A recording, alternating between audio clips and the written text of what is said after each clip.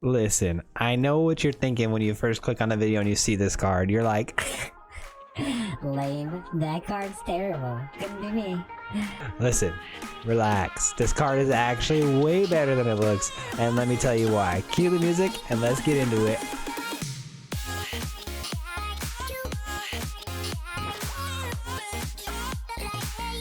Welcome back to another Magic the Gathering Arena video today, guys. Thank you so much for clicking on my video. I really do appreciate it. In today's video, we have a Temur draw deck. That's what I'm calling it. It's a Temur draw deck because it revolves solely around building around this guy here, Lorescale. Now, this is a card I've been wanting to build around for quite some time.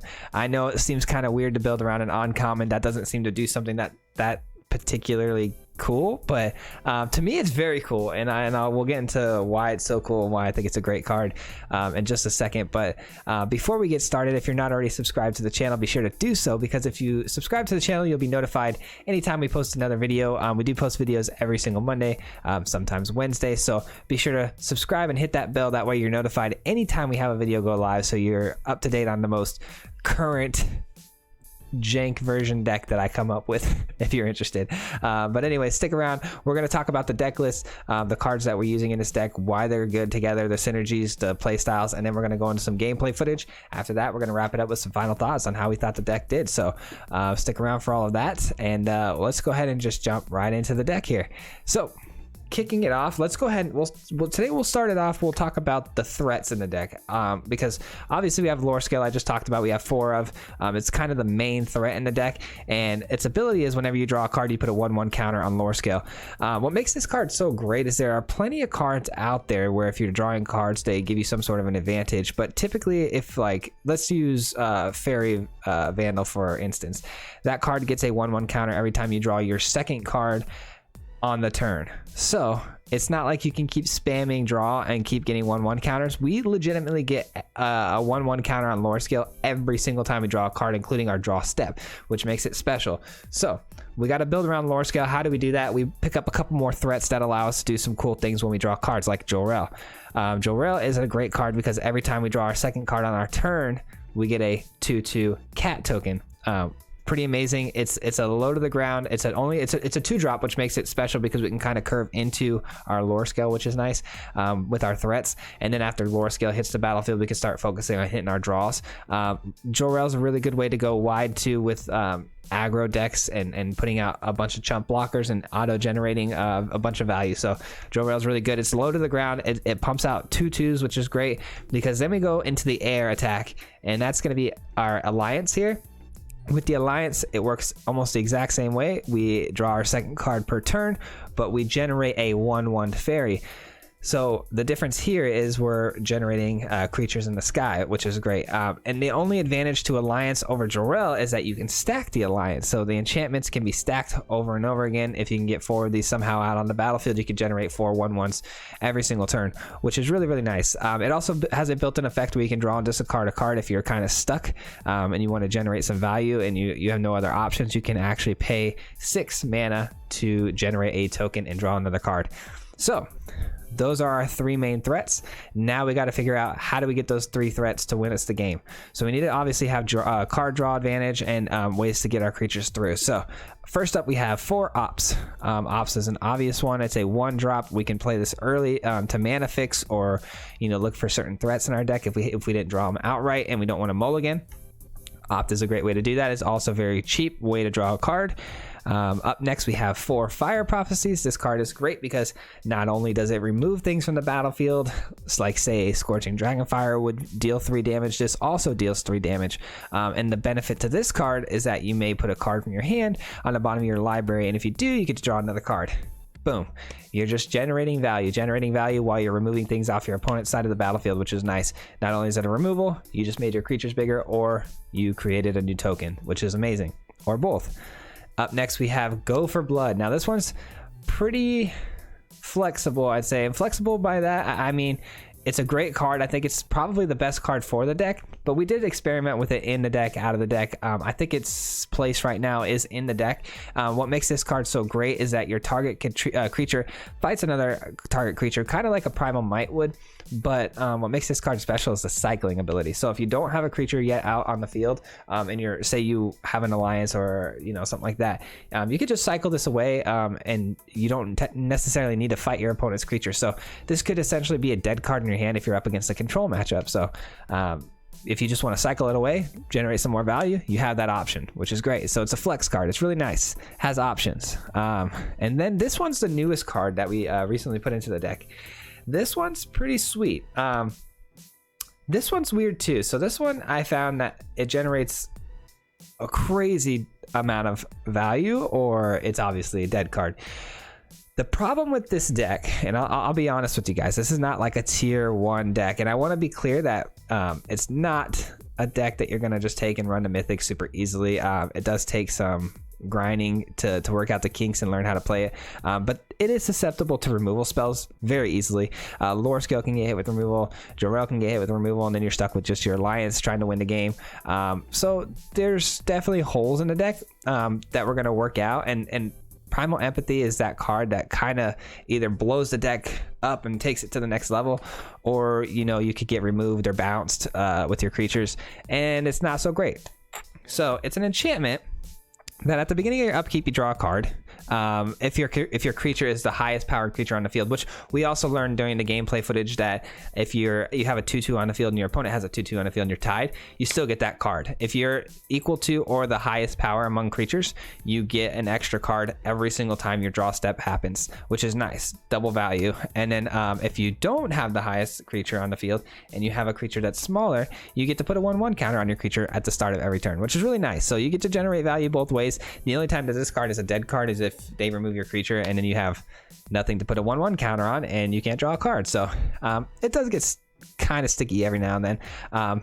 But also, guys, I want to give you guys hope that this deck is gonna be pretty gas, I think. And this is just a theory, but there are some cards that I've seen in the pre-release spoilers that I think are gonna go really, really well into this deck, especially some of those flip lands. There's some of them in here, those flip lands that do some really cool things that I think would work really well in this deck. And then up next we have 4 Uros, because it's Uro, it's the best card in the meta right now. So definitely playing 4 of these. Not only does it ramp us up, it draws us a card, which is what we're trying to do. It gains us life. So this card, it's bar none. It has to be built in the deck around Lorescale. Absolutely is a must. And then we have, obviously, Teferi, Master of Time. This card with Lorescale is busted. You get to draw a card every single turn, not only on your turn, but your opponent's turn. You're just churning out value non-stop. So this card is a 3 of. You can even run this up to a 4 of if you want to, but I feel like a 3 of is pretty good. And then we got our lands, are the obvious ones. We have a Triumph for Temur, so you're obviously going to run 4 Triumphs, which also has a built-in cycle effect, so you're going to want to run that. And then experiment with your Fabled Passages.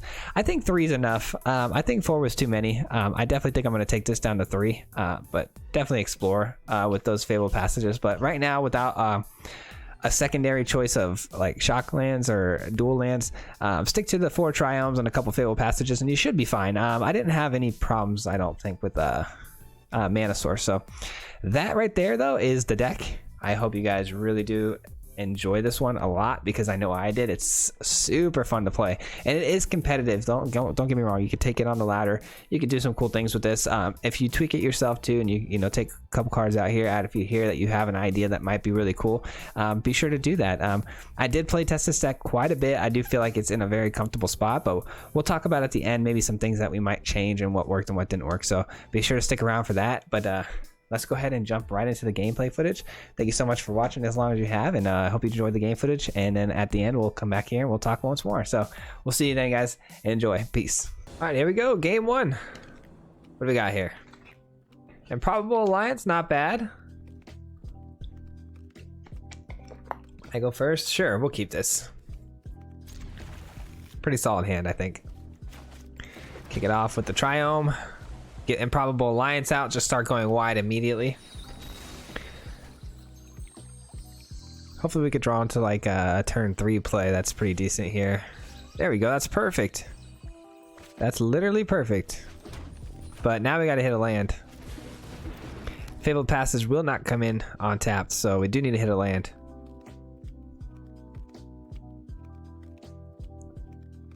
Otherwise, we'll have to cycle this maybe for a fairy. We want to make sure we get our fairies going as soon as possible. Well, they're definitely taking Uro, more than likely. No, okay. Interesting. Alright, let's just play that. I guess we don't really need a fairy. Fairy's not like something that we absolutely have to have at the moment. We did draw Primal Empathy, so this card right here is pretty sweet as far as the synergy goes with our deck, especially if we have a Lorescale out and it's getting bigger and bigger. This card right here can get really crazy.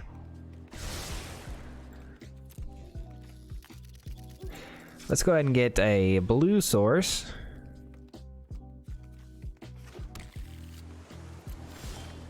All right, and then let's go ahead and get a green source.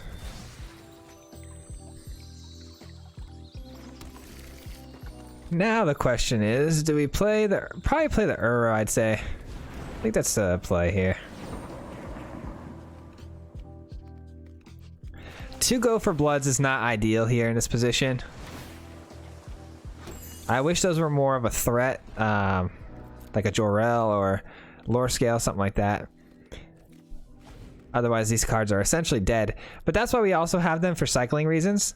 So it's good to cycle them. Cycling them on our turn, though, like right now, would not be ideal because then the Improbable Alliance wouldn't trigger. Because it would need to be our second card. I mean, if we cycled them both on this turn, we can get an extra fairy, but that just seems like a bad value. All right. All right, well, it looks like we are forced to cycle here.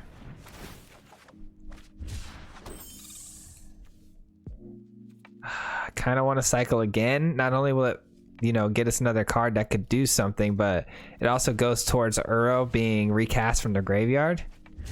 There we go. That's something we can use. That is something we can use. There we go.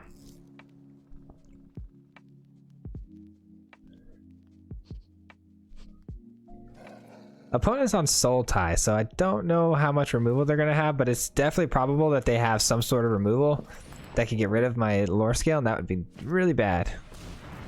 Going for their own Uro play, I'm actually okay with that. How many cards do they have in their graveyard? 4? We're a little ahead on our Uro. Cycling this would not only boost us, but it would go towards our Uro coming back from the graveyard. We have enough now, so we can replay it.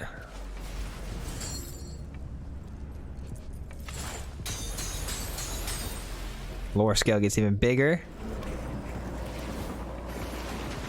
And we have a fully resolved Uro on the battlefield. I'm going to go ahead and leave this land here. You guys might think, why is that? And that's because if we draw into like a Teferi, and we want to draw and also get rid of a card, we want to have lands disposables instead of throwing away good cards like Primal Empathy. Also, this card here, you can also draw and discard a card as well. So you want to make sure if you've got enough lands on the field, you know, you can kind of slow down the land play and keep them as disposable cards. That's no good. I'm surprised I went with that play instead of getting the Uro. The Uro generates more consistent like value every turn. Let's see here. Let's play the Empathy. Let's attack. Let's go ahead and just attack here. See what our opponent does. We'll wait. We'll wait on that. I don't want an extra land. I'm definitely gonna keep one in my hand. So let's see what they do with this. Okay, Fire Prophecy only deals 3 damage, so that's out of range. We'll just pass the turn as they go. Now we get 2 cards per turn because we do have the bigger creature out on the field, and I don't foresee them playing anything bigger unless they play their own Uro. Ooh, that's tough. That's tough. Okay, well, it is what it is. Can't do anything about it.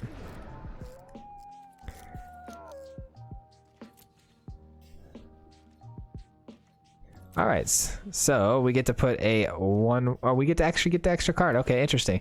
We are tied for power, so I wasn't sure how this card was going to react. That was a first for me, so good to know. Another Lorescale on the battlefield. And we could trigger this to get the lore scale a little bit bigger for things like Elspeth's Nightmare. Yeah, I think this is kind of a dead card at the moment, so I'm gonna go ahead and activate this. I don't think Fire Prophecy is gonna do us any good here. That, on the other hand, is a little better. Yeah, we're gonna go wide here. We're gonna swing in all 4. We know we're gonna lose one here, but we're gonna continue going wide, putting on 3 damage because we need to get the pressure on. Keep the pressure up.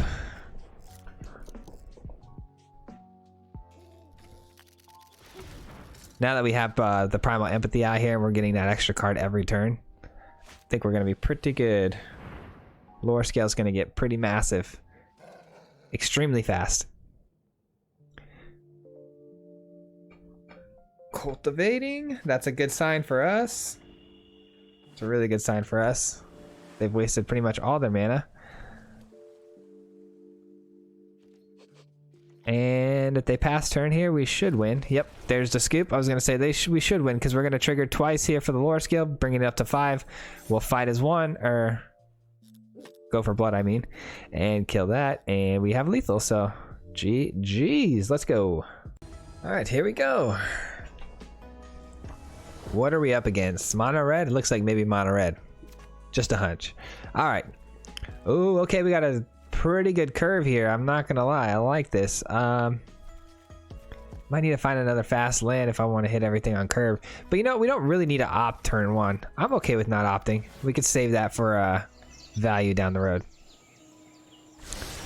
I'm okay with just playing this and saying go, getting a Jolrael out, and then following it up with other things, and then just having that opt in the back pocket for later. I'm a-okay with that.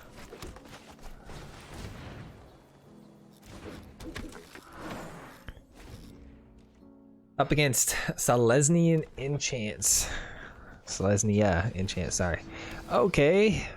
Already starting it off strong, huh? Are they willing to swing in with that? Interesting. Yeah, like now they are. That's gonna get indestructible. No blocks.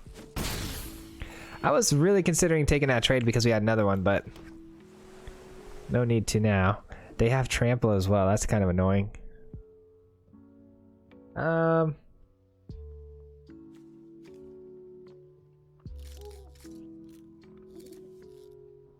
I have an idea. I'm gonna go ahead and opt here. I know it's instant speed, but I'm gonna go ahead and opt here anyways. Draw a card. Ooh, well, never mind. I'm gonna go ahead and do this instead.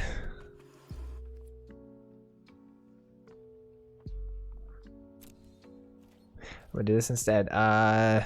No attacks. Do I do this now before they get the mana? No, let's go ahead and wait. Let's wait. It doesn't matter what we do here. We can do Fire Prophecy or we can do Go for Blood with this creature. But if we do either of those, the Savior's just going to give it indestructible. So this is just, you know, throwing something out there.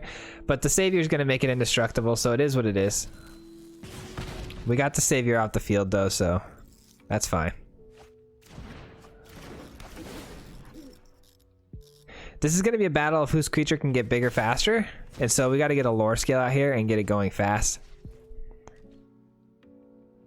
No blocks. It's indestructible, so no point in going in there. Another Savior, though. Unreal. Okay.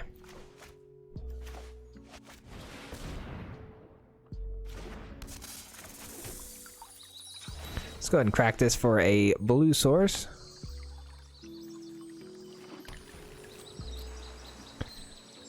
No attacks. Say go.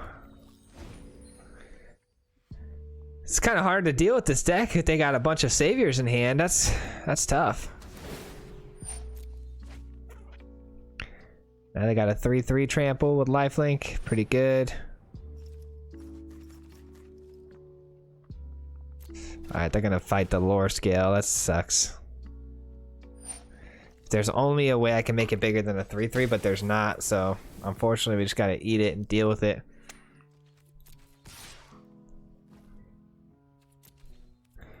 No blockers, no points. We just basically take one anyways and lose a creature, so No point there. Play another Lorescale, see if they can deal with it again. Hopefully not. No attacks, end turn. Guess we could be swinging in with the Panther here just because we don't care if they block with the Savior. Obviously we want that dead, but they're not going to. But we're also not going to block. We'll take the 3 again. This is a patience game. I think we got the better deck in the long run. I think we have a better deck. I think on the next turn we'll use the Panther to block. Getting a little bit low on that life. Getting a little bit nervous.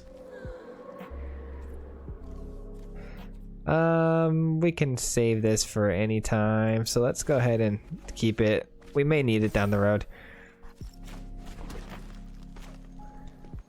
Alright, perfect. We can actually play both the Lorescale and the Arrow. Wasn't sure. We get some life back, which is beautiful. Lorescales get a lot bigger.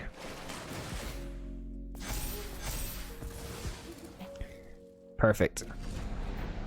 Now we have some healthy bodies to block with. Uro can come back next turn. We got Improbable Alliance. Things are turning around. Yep, I'm happy to make this attack. Chip away a little bit. Now we have the Lorescale to block, so obviously it's probably going to get bigger, but unreal. Unreal. Gonna take another 3, I guess. No real way to deal with it. Let's go ahead and drop the Improbable Alliance. That way we have some chump blockers. Chump blockers don't really do us any good though, because the Alseid is going to have trample, but it's something that we can play and still... No, we still can't get the arrow out, can we? I guess let's just play this and just set up for the arrow later. Could just cycle this to make our creatures bigger too. Yeah, let's do that. Let's cycle this, make our creatures bigger. We could have done that at instant speed actually on their attack step. Confused them a little bit. But we also wouldn't have got the fairy, so that might have been okay. Gonna keep the land. Gonna keep the land for any sort of Teferi business, or if you want an Improbable Alliance, we want to have a card to discard, so. Okay, Setessan Champion gets to draw a card, great. Alright, they're down to 1 card though. That makes me feel a little bit better about our situation.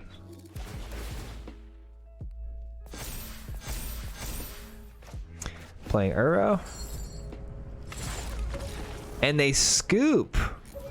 Wow, hold the phone. Why would you scoop that? I really don't understand. Is it because... I don't know. We were going to gain life there for sure. But they had a lot of value here. They had a Setessan Champion that was going to continuously draw them cards and a lot of ways to protect their big bounty that was going to keep gaining them life. I'm not exactly sure why it is that they just scooped there, but I guess they just didn't realize we only had land in our hand. I guess we win. All right, we'll take it. All right, the road back to platinum, guys. We're getting there. We're getting there. We're working on it. See what we got here. We got Improbable Alliance and Jolrael. We can't argue with this hand. I feel like this is a pretty solid hand. Gonna keep this for sure. Can't turn 1 opt here. We gotta definitely save it to trigger some of our value. What is with us getting flooded though? Am I running too many lands? I gotta remember and see how many lands I put in here. I don't feel like I overran too many. And 2 more off the top. Well, thank you for that. Did not need those. Much appreciated. Who do we put out first? Probably Jolrael, right? Because we're up against a rogue deck. Maybe Flash? I don't know. But Jolrael can go first because it creates bigger creatures and they're low to the ground anyway, so no need to force the flyers. We lose his Lorescale and 2 Teferis. That's not ideal. Not ideal at all. Alright, next turn we could play Improbable Alliance and opt.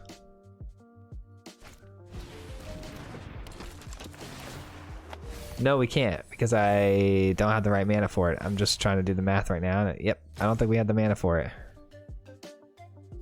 Wow, they already hit their triggers for their... Wow. Alright. Well, I think...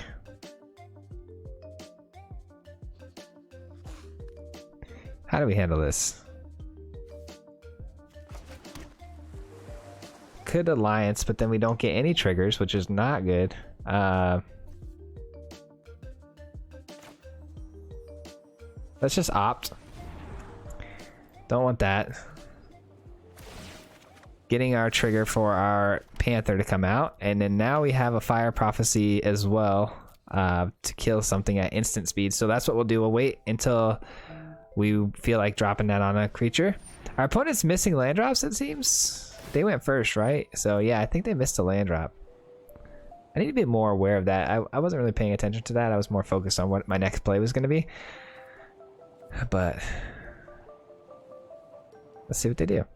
The only problem with dropping Fire Prophecy on their attack step, it's great and everything, but the only downside is that we don't get a trigger for Jolrael because it's not our second draw for the turn.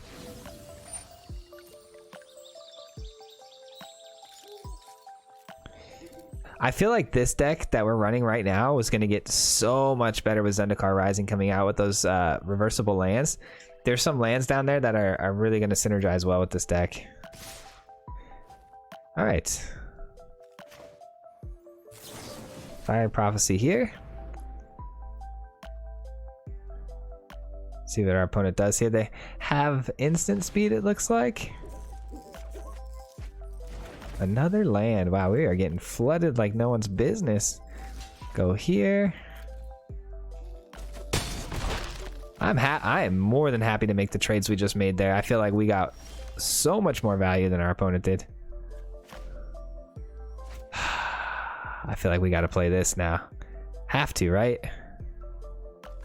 I would think so.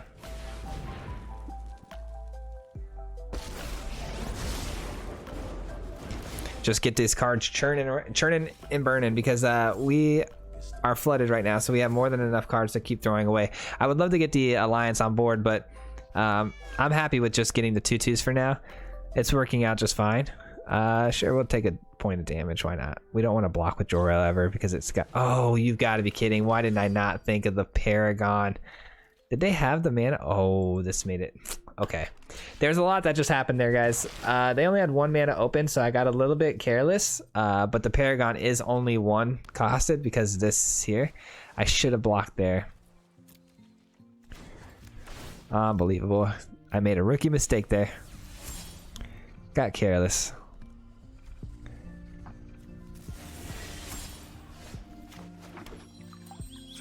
Let's go with a blue source. Yeah, blue source.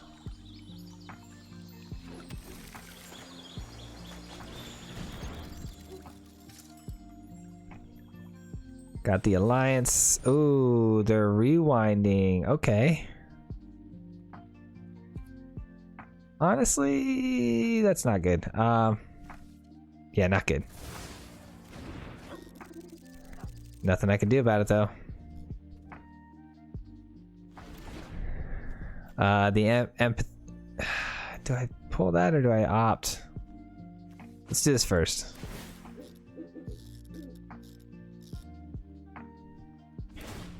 Alright, they're gonna... Okay, that gives me a lot of info though. That means they don't have another counter. That feels good. I was worried about the Empathy getting countered, but our opponent just went ahead and did the Scry, so...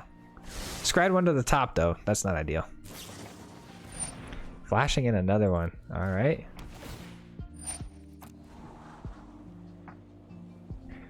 Opponent's kind of hurting on their hand a little bit, but now they got 2 to the top, so they're gonna have pretty good draws here. Discarding a card. Let's go ahead and discard the opt because all 3 of these are pretty solid. I think we're gonna go... If I play the Empathy, it might be a waste of a play here because our opponent could swing in and I'm gonna need a block anyway. Yeah, I'm just gonna go ahead and kill this. Gonna kill this to make their things cost a little bit more. Don't need to discard anything. I like the cards in hand at the moment. We'll just say go. They shouldn't have anything instant speed that can come in and haste attack. So swinging in for 2, saying go. Nice. They're sitting on a bunch of counter spells, which is fine with me. The longer it takes them to get going, the better for us, because Teferi is only getting closer to ultimating. 2 more turns and we have a full ultimate. This is going to be countered for sure. That's fine.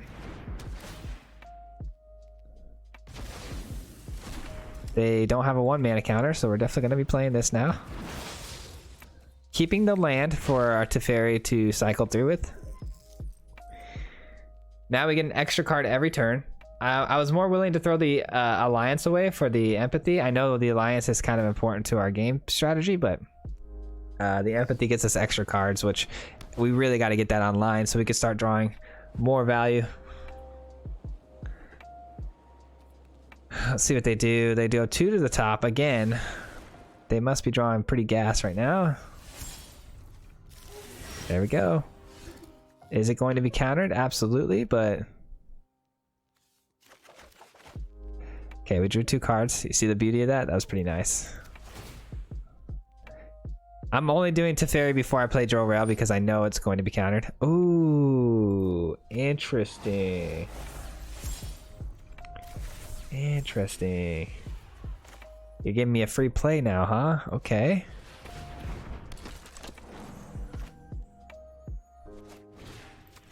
Gonna definitely kill that before you get any extra value out of it.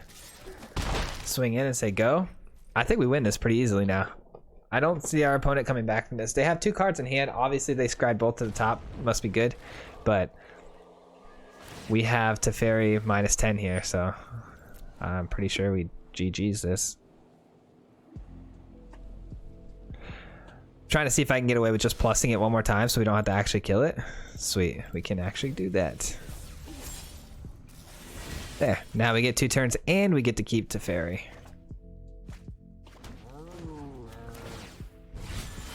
Alright, GG's. I'm pretty sure that's a wrap. We should see a scoop here any second, guys. Any second now. I don't know if they know we get the 2 turns. Additional turns. So we actually get 3 turns.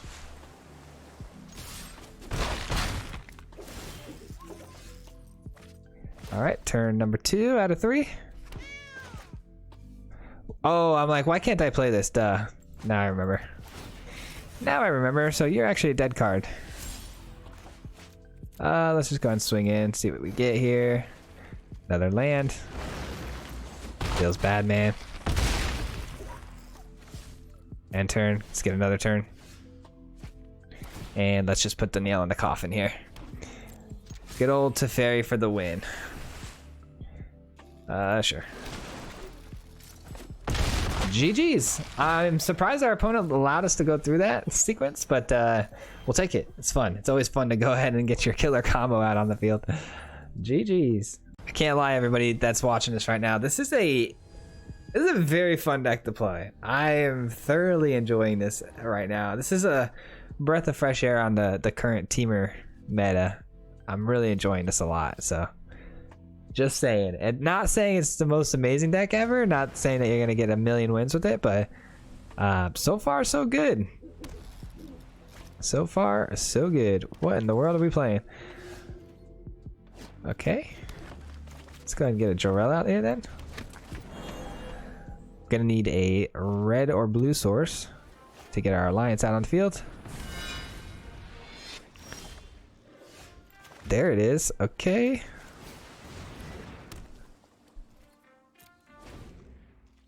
Let the going wide begin.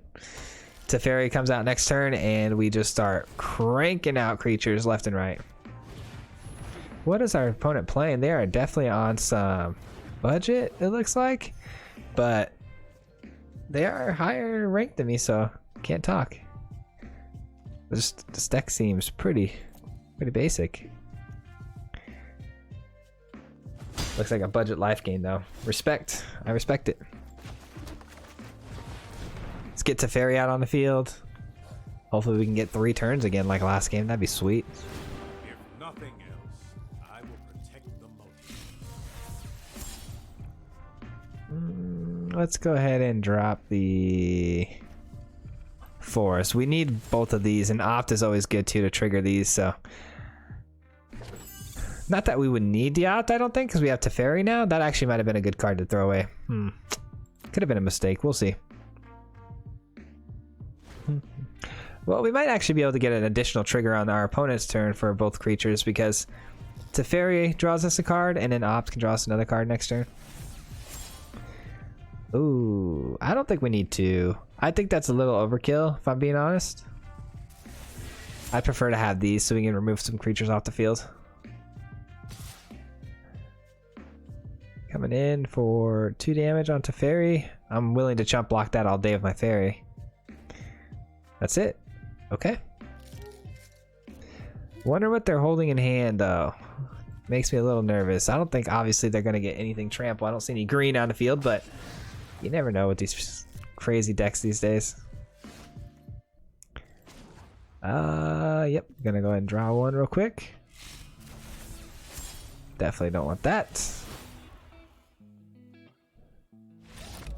Oh, they scoop. I was really hoping to play a little bit more of this out. I was about to Fire Prophecy on the Savior, take away their indestructibility. They obviously would have just sacrificed it anyways. And then I would have killed another one of their 1/1s, making their Daxos a lot lower. Would have got this down. And then probably killed it the following turn. Yeah, but either way, it's GG's, I guess. No one wants to play Magic today. I hope everyone is having a blessed, magical weekend right now when I'm recording this. I hope you guys are having a fantastic day. But we go first. We keep this. But thank you guys so much for watching. I really appreciate every single one of you and all your support that you give me day in and day out on the channel. You guys mean everything to me. And I know we had a few visitors stop by on the stream the other day. So thank you guys especially for coming by and saying hello on the stream. I really appreciate that. There's a link in the description below if you're interested in coming by. We go live every single Wednesday, 5:30 Pacific Standard Time.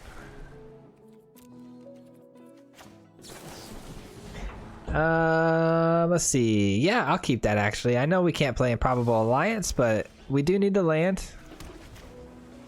I can't believe I just did that. I can't believe I just did that. Let's go ahead and ignore what I just did there. Oh my gosh, my wife walked in and that's why I looked up and she was telling me dinner was done. Feels so bad, man. And they definitely have a shock or a stomp. Big yikes. Either way, we probably would have lost this, but being a turn behind now because of my own error never feels good.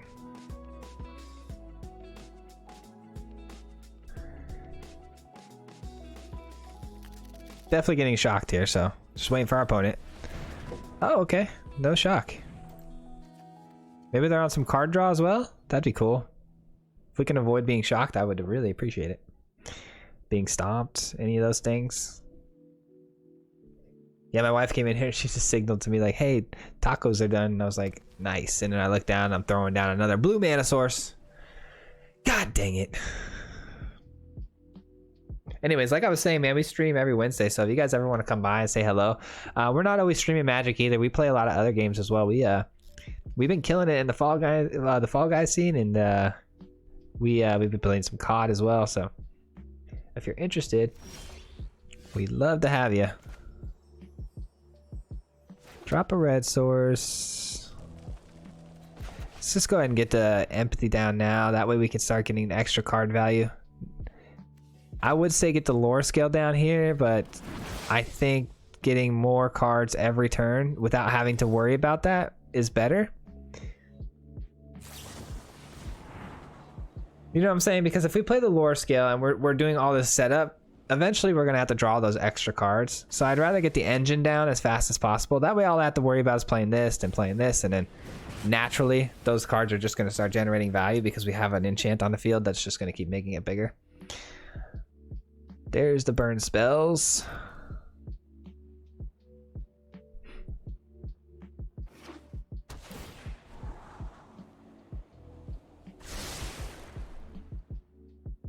Oh, there's no value coming out of this now, but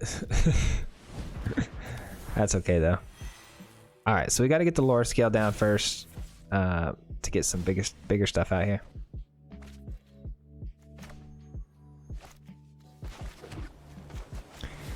Let's do that. Let's do this. All right, all the setup has been done now. Everything I can do is out there. Now we just draw extra cards. We draw cards, draw cards, draw cards, and we just win. That's the plan.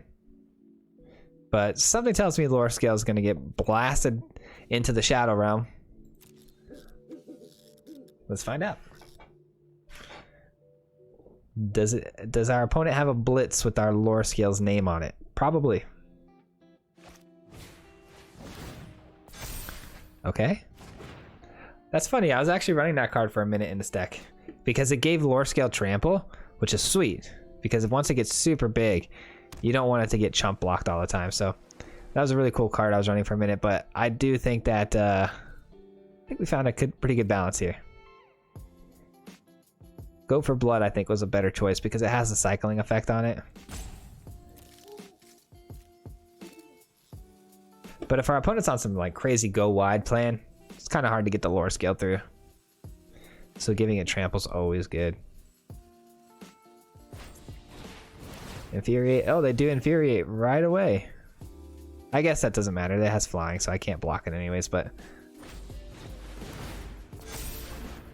wow, they're really going for it. They're really going for it there. All right. Guess we'll play the Uro first.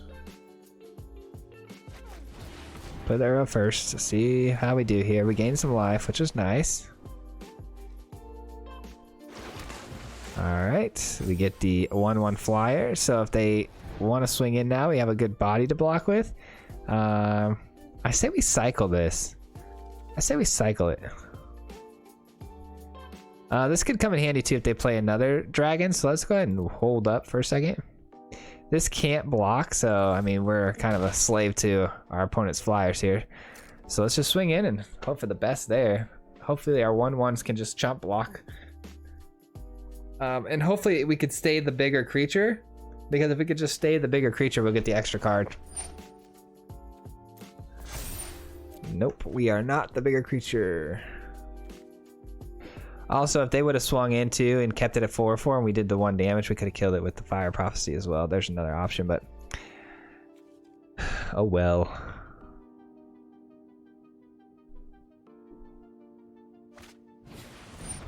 Okay, there's a Fire Prophecy target. Let's see what our opponent decides to do here. That means probably, oh, they do get the trample. Super unfortunate.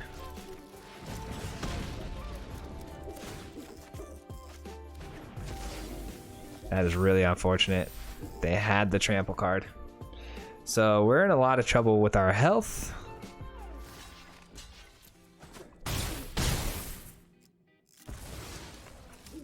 We are tied for the, power, so we're gonna get an extra card here. That's always great. All right, so now play this. We definitely need to gain some life here. Decline.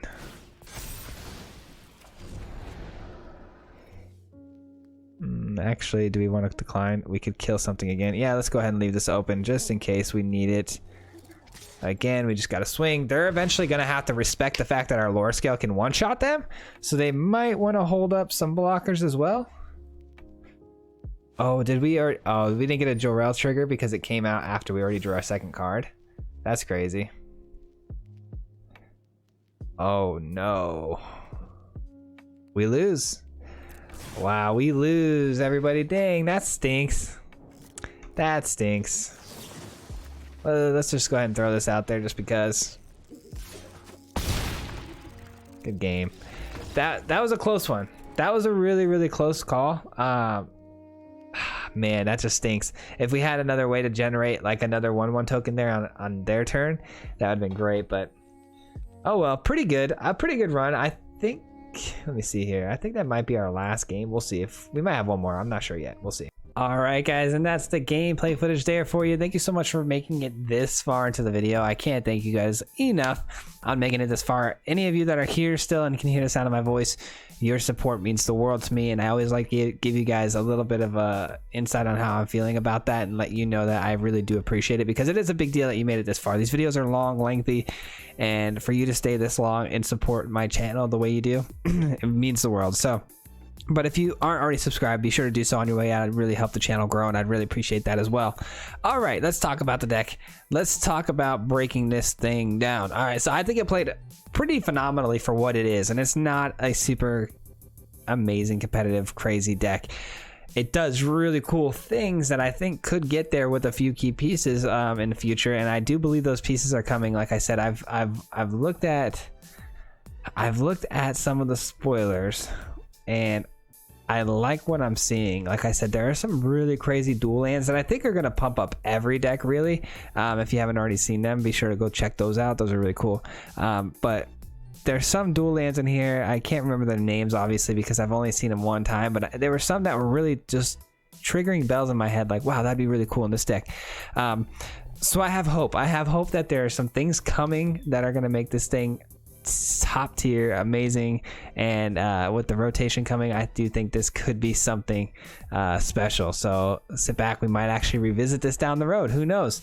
But anyways, guys, I think it was a lot of fun to play. Like I said, it's not super incredible, it's not like, you know, it's not going to win anything like big tournament or anything like that. But anyways, let's talk about what we would change to this deck. And the only thing I can think about that would affect the deck more positively, if we could find something else in the flex position of this primal empathy, because on paper this says that we should get a card every turn, because obviously we're built around Lorescale, but that's to say if Lorescale's out on the battlefield doing what it's supposed to do.